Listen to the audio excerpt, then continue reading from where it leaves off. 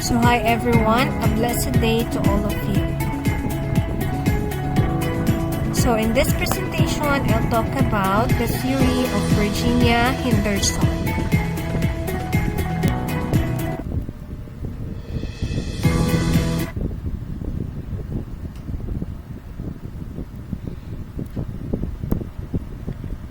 So she was born in 1897 and died in 1996.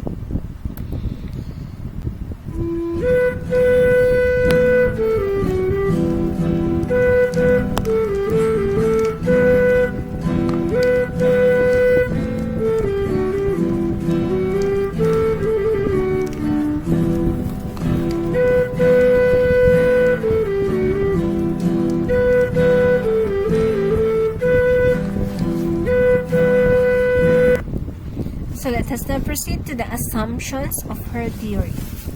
So, according to Virginia Henderson, the nurse is temporarily the consciousness of the unconscious, the love of life for the suicidal, the leg of the amputee, the eyes of the newly blind, a means of locomotion for the infant, knowledge and confidence for the mother, the mouthpiece for those too weak or too withdrawn to speak, and so on.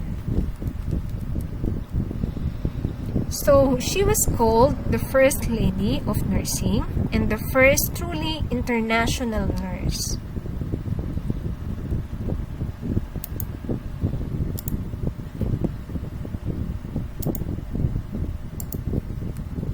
Was born on November 30, 1897, and the fifth of 8 children in their family.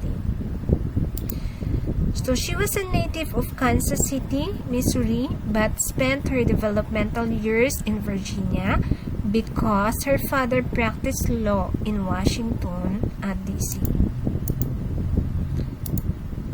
Alright, so during World War I, Henderson developed interest in nursing. And in 1918, she entered the Army School of Nursing in Washington, D.C. and graduated in 1921. And she accepted the position of staff nurse with the Henry Street Visiting Nurse Service in New York City. So in 1922, she began teaching as a full-time instructor in Norfolk Protestant Hospital in Virginia. So in 1927, she entered teacher college at Columbia University, where she subsequently earned her MA degree in nursing education.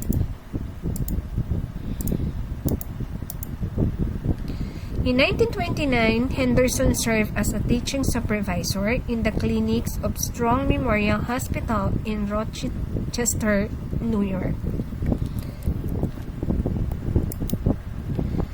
In 1930, she returned to Teachers College as a faculty member, and until 1948, she taught courses in the nursing analytical process and clinical practice.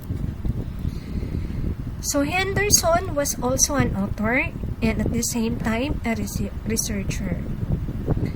She rewrote the 4th edition of Bertha Harmer's 1939 textbook of the Principles and Practice of Nursing. In 1955, the 5th edition was published of the textbook contained her own definition of nursing. From 1959 to 1971, she directed the Yale-sponsored Nursing Studies Index project. It was developed into 4 volumes, annotated index to nursing's biographical, analytical, and historical literature from 1900 to 1959. So, she co-authored the book entitled Basic Principles in Nursing Care, a National Survey of Nursing Research by Leo Simmons. and also the nature of nursing in 1966. And in the 6th edition of the Principles and Practice of Nursing was edited by Henderson. She is a co-founder of the Interagency Council of Information Resources for Nursing, the New England Regional Council on Library Resources, and the first chairperson of the Interpersonal Nursing Index Editorial Advisory Committee. So, as an awards and achievements, 9 honorary doctoral degrees, first Christian Women Award, Mary Adelaide Nathan Award, honorary fellowship in the American Academy,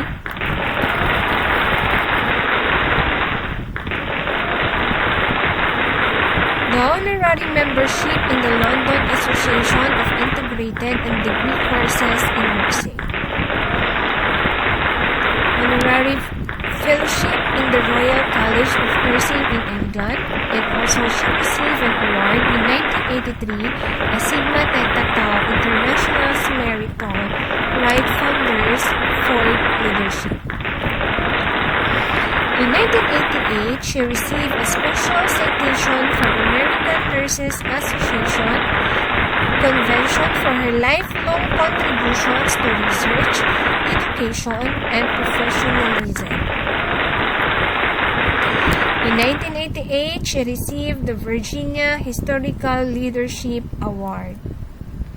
And in 2000, Virginia Nurses Association recognized Henderson as one of the 51 pioneer nurses in Virginia.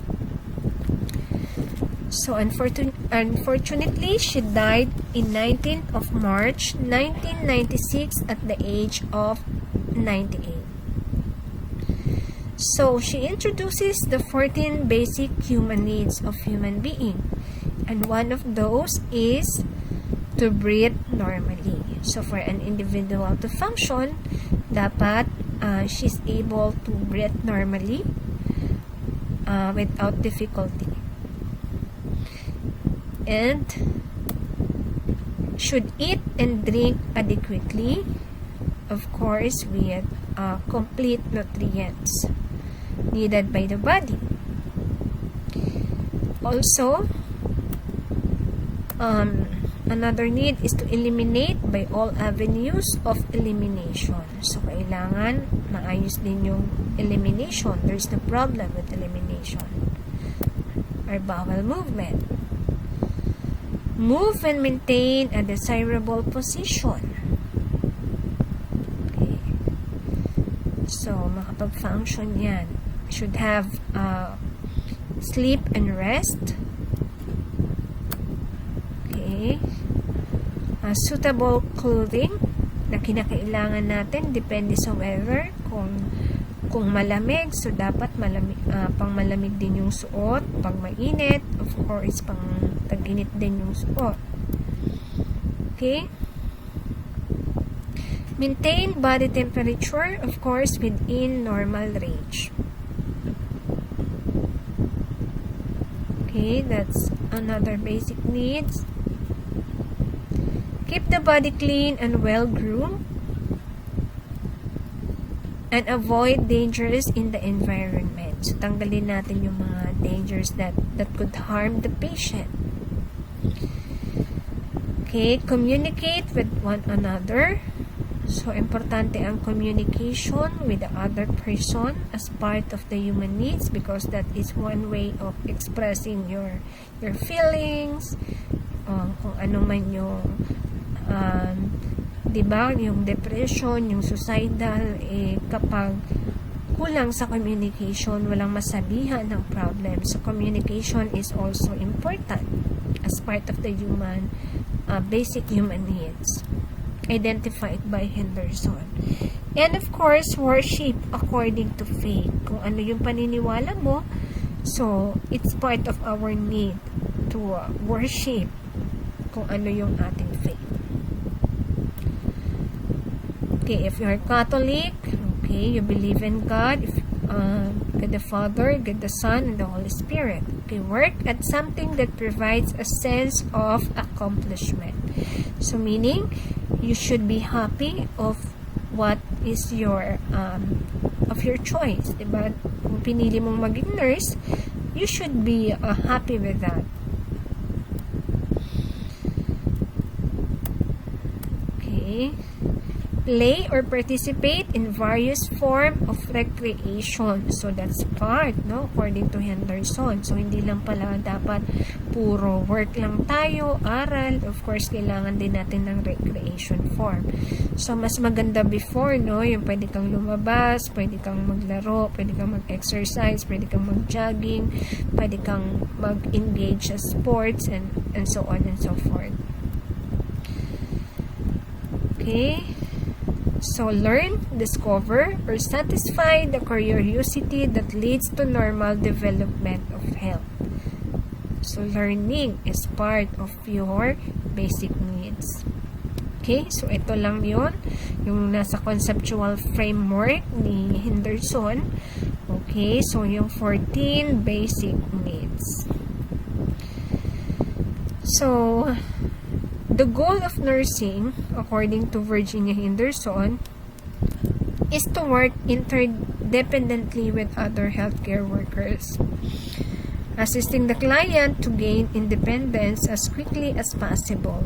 So, meaning, as a nurse, hindi ka lang mag-isa dyan. You have to work interdependently with the other member of the team, with the doctors, with your other nurses, with the caregivers, and so on and so forth, with the clerks, and all around a part ng healthcare team, to assist the client in gaining the strength that he or she lacks. And of course, the framework is based on the 14 basic needs. So, Virginia Henderson defined the person as an individual requiring assistance to achieve health and independence, or a peaceful death. She also viewed the patient as an individual who requires assistance to achieve health and independence or peaceful death. The mind and the body are inseparable. The patient and his or her family are viewed as a unit. So, on health, equated with independence, viewed in terms of the client's ability to perform the 14 components of nursing care. So, healthy ang isang person kung na-met niya yung 14 components or 14 basic needs identified by Henderson. So, in environment, all external conditions and influences that affect the life and the development refers to environment. Okay, on nursing, so Henderson defined nursing as the unique function of the nurse is to assist the individual, whether sick or well, in the performance of those activities, contributing to health or its recovery, or to a peaceful death, that he would perform unaided if he or she had the necessary strength, will, or knowledge, and to do this in such a way as to help him gain independence as rapidly as possible. So, Henderson also emphasized the need to view the patient and his family as a single unit. So, for a patient to achieve health, he or she must be able to meet his needs for a support system. Diba na kasama yun kanina sa 14 basic needs, the emotional needs, yung communication natin, which in many cases provided by the family. Postulation. So, Henderson postulated that nurse functions in relation with the patient, physician, and other members of the team. And each type of relationship gives the nurse specific responsibilities and roles. According to Henderson, there are 3 levels of nurse-patient relationship. Okay, the nurse as a substitute for the patient. So, in times of illness, when the patient cannot function fully, the nurse serves as the substitute as to what the patient lacks, such as knowledge, will, and strength, in order to make him complete, whole, and independent once again. So, kung ano yung kulang doon sa pasyente, gagawin mo yun para mapuno, para mabuo yung holistic being ng isang individual.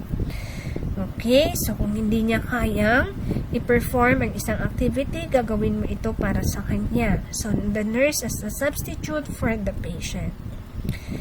So, the nurse as a helper to the patient. In situations where the patient cannot meet his basic needs, the nurse serves as a helper to accomplish them. Since these needs are needed to achieve health, the nurse focuses her attention in assisting the patient to meet these needs so as to regain independence as quickly as possible. So, helper, no, maid ba? So, of course, hindi naman sa ganon, but of course, to help the client to meet his, again, basic or her basic needs. So, yung kanyang theory is actually in line with the Maslow's hierarchy of needs. Sure you're familiar with that. And the third level is the nurse as a partner with the patient. So as partners, the nurse and the patient formulate the care plan together, both as an advocate and as a resource person. So the nurse empower the patient to make effective decisions regarding his or her care plans.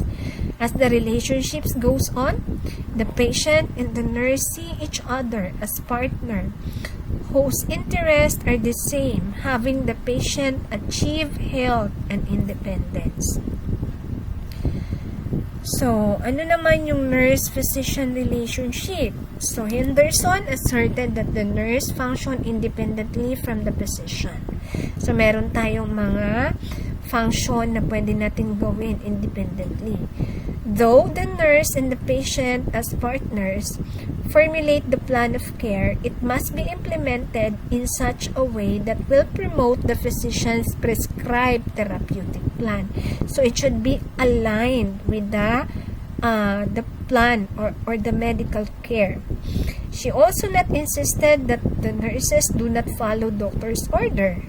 Okay, rather, they follow in a philosophy which allows physicians to give orders to the patients or other healthcare team members. She also indicated that many nursing roles and responsibilities overlap with those of the physicians. So, may mga na-identify din naman tayo na pwede natin gawin independently, like doing diba, giving health teaching. Yan, that's an example. Health teaching of how to perform a certain procedure, yung basic needs, kung paano ma-meet ni client yung basic needs, even the exercises. Yan, yung mag-perform ng exercise si patient, that could be an independent, pero depende pa rin sa situation ni client. Okay, the nurse as a member of the healthcare team. For a team to work together in harmony, every member must work interdependently. So the nurse, as a member of the healthcare team, works and contributes in carrying out the total program of care. However, working interdependently does not include taking other members' roles and responsibility. Hindi naman ibig sabihin na aagawan mo ng trabaho yung iba or aangkinin mo na lahat ng trabaho. So, you must know kung ano yung responsibilities mo, ano yung roles mo. Alright, so this is actually the end of this presentation. Thank you everyone and see you. God bless.